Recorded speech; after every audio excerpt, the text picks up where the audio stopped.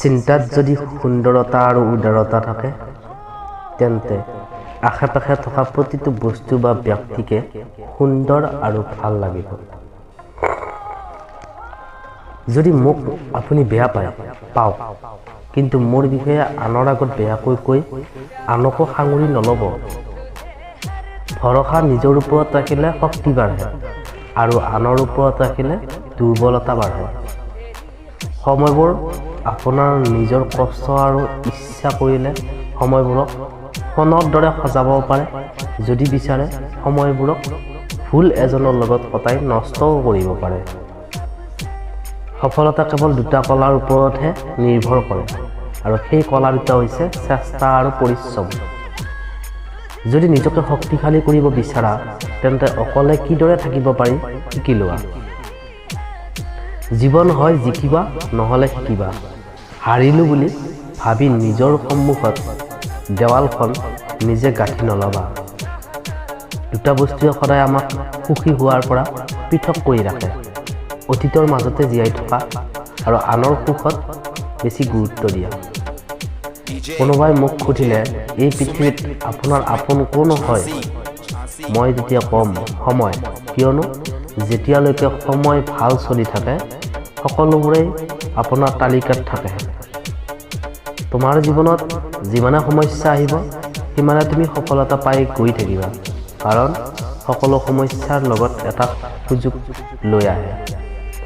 কিছুমান মানুহে আমাক তেতিয়ালৈকেহে ভাল পাই থাকে যেতিয়ালৈকে তেওঁলোকে আমাক ব্যৱহাৰ কৰি থাকিব পাৰে। আনৰ চৰিত্ৰ ভাল বেয়া বিচাৰ কৰিবলৈ যোৱাৰ আগত নিজেই কিমান ভাল বেয়া সেইটো বিচাৰ কৰক। বৰ্তমান যুগত সহজ সৰল মানুহবোৰে আটাইতকৈ বেছি কষ্ট পায়, কাৰণ সিহঁতে সকলো মানুহকে নিজৰ দৰে বুলি ভাবে। ল'ৰা হোৱা ইমান সহজ নহয়। এখন ঘৰ বনাবলৈ এখন ঘৰৰ পৰা আঁতৰি থাকিব লাগে। এইখন সমাজত আনৰ ভুল বা দোষ খুচৰি সমালোচনা কৰা মানুহ বহুত পাবা, কিন্তু আনৰ ভুল দেখিলে শুধৰাই দিয়া মানুহ খুব কমহে পাবা। টকা থাকিলে ভাল পোৱা বন্ধুত্ব, আপোনজন প্ৰিয়জন সকলোৱে তোমাৰ খবৰ ল'ব।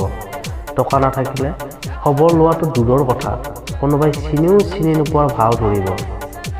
বহুত কষ্টত জীয়াই আছোঁ, তথাপিও কাকো আমনি নকৰোঁ। কাৰোবাৰ অৱহেলাৰ পাত্ৰ হোৱাতকৈ অকলশৰে থকাই শ্ৰেষ্ঠ। জীয়াই থাকোঁতে যদি খবৰ কৰিব সময় নহয় তেন্তে মৃত্যু হ'লে তাৰ কাৰণ জানিবলৈ ব্যাকুল নহ'বা, কাৰণ সেই অধিকাৰ তোমাৰ নাই।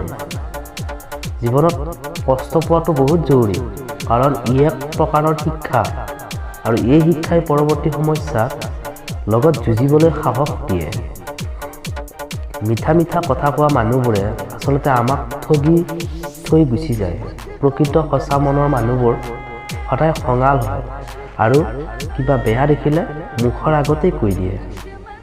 কিছুমান মানুহ আছে আপোনাৰ আগত ক'ব এটা আৰু আপোনাৰ পিছত ক'ব আন এটা। এনেকুৱা মানুহৰ পৰা দূৰত থকাটো উচিত। কেতিয়াও নুসুধিবা মই তোমাক কিমান ভাল পাওঁ, মাথো জানিবা তুমি যিমান অনুভৱ কৰিব পাৰিছা তাতকৈ বহুত বেছি মই তোমাক ভাল পাওঁ, আৰু যিটো তুমি অনুভৱ কৰিব নোৱাৰিবা না মই বুজাব পাৰিম। মানুহ যেতিয়াৰ পৰা টকা চাই সন্মান কৰা আৰম্ভ কৰিছে তেতিয়াৰ পৰা আমাৰ সমাজত জ্ঞানী মানুহৰ মৰ্যাদা কমি গৈছে আৰু টকা থকা মানুহৰ মূল্য বৃদ্ধি হৈছে।